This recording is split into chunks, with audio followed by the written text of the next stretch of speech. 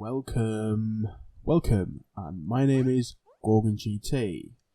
Today we'll be talking about how to get loads of chandelier trees, seeds, everything, loads of seeds. So first of all, you need to get a harvester and fuel packs. You need both of them. So you put them on, and you start going. See, just got cribble. That's how you do it. Another one. That's very good. Yeah, third one. That's good. Ooh.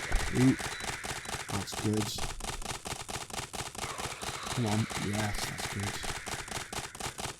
So basically, when you use that method, you get double chandeliers, and you get more seeds, and that's how you get loads of seeds, and that's how you get rich. So that's how it works.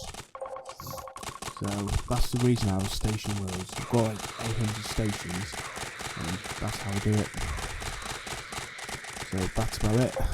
You get loads of chandeliers, you harvest them, you get the seeds, and then you just buy stuff and whatever. That's how you do it.